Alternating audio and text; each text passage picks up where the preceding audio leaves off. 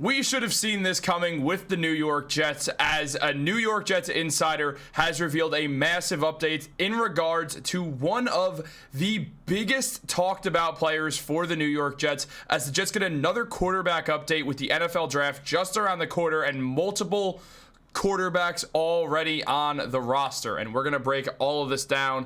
What's up, guys? Welcome back to Jets Digest. It's Chris and Matt here, finally back with a duo after all this time, even though we were just in Connecticut together. Guys, if you're enjoying the content, make sure to subscribe. If you're part of that 73% that's not subscribed to Jets Digest, make sure to subscribe, or next time we're up in Connecticut, I'm going to throw more things at Matt. I do actually have a YouTube short about me throwing a basketball at Matt if you guys want to see that, but you guys would have to comment that down below. So let's jump into the video and we could get onto that later. Because the New York Jets, we've seen another big update with the quarterback that Jets fans will not stop talking about, Jordan Travis. Almost called him Travis Hunter, not even Travis Jordan. Almost went right to Travis. We were just talking about Travis Hunter, in fairness, right before we hit record. But look, with Jordan Travis, he's a guy who a lot of Jets fans are curious in, because he obviously didn't practice at all last year, recovering from that gruesome leg injury. And now where things stand, there is a lot of questions surrounding the young Jets quarterback. And well, guys, recently Jets insider Connor Hughes did a mailbag, and one young, handsome YouTuber went out and decided to ask a question to Mr. Connor Hughes, asking on his Twitter account, that's name is now changed to Knicks Digest YT, would you expect the New York Jets to explore trading Jordan Travis, as he is a 5th round pick not drafted by this regime? And because he's the man, Connor Hughes responded. And Hughes said, they could look into trading Jordan Travis, but what exactly is the return? The Jets selected Travis in the 5th round last year when most felt he'd be on the practice field at some point in August. He then had a setback, per Jeff Ulbrich, which resulted in him not taking a single rep in any drill of 2024. He threw some in the air, but he was on the PUP list all the entire season. It's highly unlikely teams trade for someone like that. This team is best off trying to develop him. And on top of that, Hughes also mentioned on this mailbag that in all likelihood, the New York Jets franchise quarterback is not on their roster, something that Matt and I would agree with.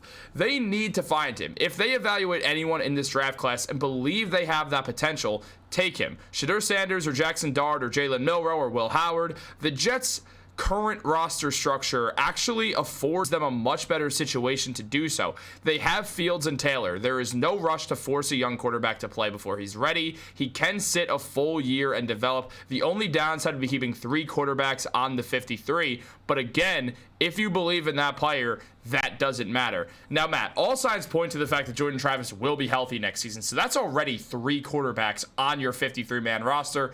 You want at most 3. Most every team is going to have 2, because you just don't. That's just the way it goes. It makes the most sense depth chart wise. So where the New York Jets stand, obviously this is very interesting to see, because if you want at most 3 or you can have at most 3 quarterbacks on your roster before you're just being absolutely insane. So it does have an implication on the NFL draft, because if you're not going to trade Jordan Travis, and no team's going to trade for Jordan Travis, but you want to draft a quarterback, the hell do you do with Jordan Travis? So, Chris, you said something very important that you mentioned in your question. You asked, you said that you mentioned that he wasn't drafted by the current regime, which means that our new GM, Darren Mougey, has no connections with Jordan Travis, and we have gotten no information to suggest that he is a fan of Jordan Travis. So Darren Mougey is not going to feel bad if he goes ahead and cuts Jordan Travis. However, that's not what we're here to talk about. We're here to talk about how can Jordan Travis, does he even have a pathway to become the starting quarterback for the New York Jets? For this season, it's pretty much impossible. I mean, he would have to beat out Justin Fields, Tyrod Taylor, and then potentially a 3rd round pick quarterback, maybe an even higher picked quarterback as well, to be the starting quarterback of the New York Jets in 2025. But Chris, something that he can do is maybe can he just become the backup this year and get real reps at practice, get real, not game experience, but at least on the sidelines, being prepared for a game just in case the starting quarterback gets injured, he would still be ready to go, and he gets some sort of NFL experience, even if it isn't starting experience. That would be highly beneficial for Jordan Travis. If you're a fan of Jordan Travis, you have to believe in your guy being able to beat out Tyrod Taylor for the backup role. I mean, Tyrod Taylor, yes, he's a solid backup quarterback, but he's always been a backup quarterback for his entire career. I mean, for the last 8 years of his career, he's been a backup quarterback. So I'm not talking about the very start of his career when he was a starter. But I know someone's going to debate me there in the comments. Well, it was 3 years of starting. Outside of that, and it wasn't the first 3 years either. It was after that Ravens time that I love to talk about for no reason at all because it's some fun fact I have. But it was just the 3 years on the Bills. That's literally it. Yeah, so not an extensive history of starting Tyrod Taylor. I feel like I shouldn't even have to talk about why he's probably not going to be the long-term answer for the Jets. But one advantage that Jordan Travis does have over Tyrod Taylor is his youth. While he's older for what's considered young quarterback, he's still a young quarterback. If he turns out to be good, the New York Jets could build around him for the long term. And then, of course, so his goal needs to be going through this offseason is to win that backup quarterback role. Because if he can get that backup role, that gives him an opportunity to, if who we believe is going to be a starter, Justin Fields, who all signs point to Justin Fields being the starting quarterback for the season. If Justin Fields is a starting quarterback, he runs the ball a lot. If he gets injured on one of these runs or even on a pass play where his O-linemen don't protect him, maybe we misclick in the draft and take a tight end instead of a right tackle. Maybe he gets injured and Jordan Travis actually gets an opportunity to get into some real games, get some real reps, and show not only the New York Jets, but the entire league what he can do. I know there are tons of Jordan Travis fans out there who watch these videos, and maybe not all of them are Jets fans. So if you are a Jordan Travis fan, you got to go ahead and root for your guy to see what he can do this season. Yeah, absolutely. I mean, it'll be interesting to see, and obviously I want Jordan Travis to succeed. It would be insane if he did, but I'm going to root for it because Justin Fields is not going to be the long-term answer. Tyrod Taylor's obviously not going to be the long-term answer for a bunch of reasons. So it comes down to the Jets likely are going to draft someone. It just makes things very, very complicated when you think about it because the impact, it just goes farther than just, oh, well, Justin Fields and Tyrod Taylor are going to be ahead of him. Now, as you said, if he can't beat out Tyrod Taylor, that tells you everything you need to know about Jordan Travis. There's nothing else we really need to think about. What do you want to say? Well, I mean, so we got to remember he is a quarterback who has not played in over a year. Mm-hmm. So this offseason, it wouldn't be the most ridiculous thing if he can't beat out Tyrod Taylor. I'm just saying that needs to be his goal. And talking about the prompt here, the reason why teams aren't clamoring to trade for him is, like you said, he started out as a 5th-round pick. He doesn't have elite traits that a team's going to be excited to build around. If you look at, who's the guy on the Patriots? Joe Milton. Mm-hmm.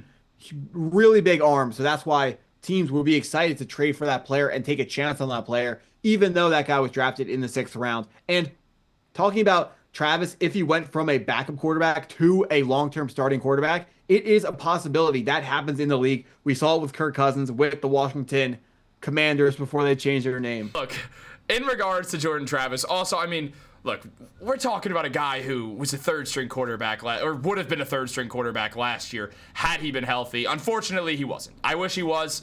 Having that setback obviously isn't helping anyone here. And he's going into this best-case scenario of being a 3rd-string quarterback next year after 5 years in college, already 1 year away from college and on an NFL team under his belt.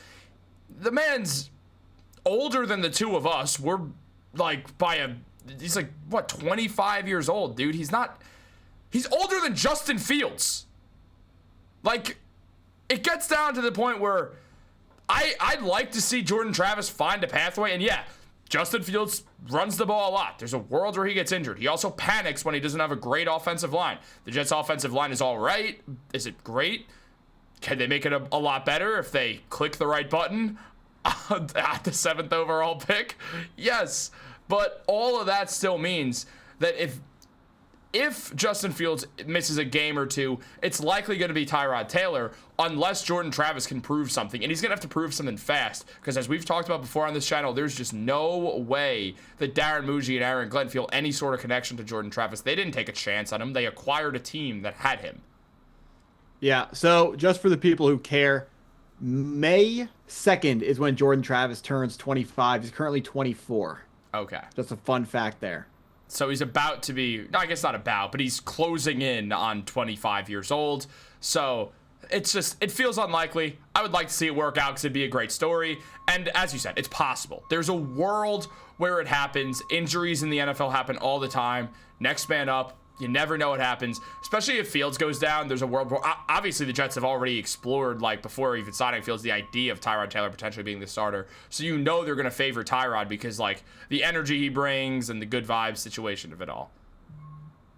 Yeah, I mean, well, so Jordan Travis at 25, he can still be, if he turns into this franchise savior that some people are so convinced that he's going to be, he still could be a long-term, decade quarterback. He can play till he's 36, 37. We've seen it before. All right, one more question real quick in your mind. I'm going to preface this by saying, yes, I would. Would you trade Jordan Travis in a 7th-round pick this year in the draft for a 6th-round pick? Yeah. Yeah, same. Okay. I would take, unfortunately, I would take anything for him because same. While I do think I don't think he's a 0, like for value-wise. I do think there's not a good enough chance that he's actually going to have a positive long-term impact on the team. And a 7th-round pick becoming a 6th-round pick also probably doesn't impact the team long-term, but maybe they can go ahead and package that 6th-round pick and go get something else higher on the draft at some point. So I would rather take the more flexible asset, which is the draft pick. So same. Yeah. Also, Joe Douglas was never that great. He was great in the first round, but he was never great in the later part of the draft. There was things that worked here and there, but late round was not Joe Douglas' specialty. I just am interested to see how Mougey's going to do. But guys, I'm interested in hearing what you guys have to say. So leave a comment down below, like this video, subscribe, turn on post notifications. If you ever see Matt in public, go to the nearest store and throw a fruit at him, like an orange or something. That'd be pretty funny. Have a great day and go Jets. Of course it didn't stop recording. I knew it too.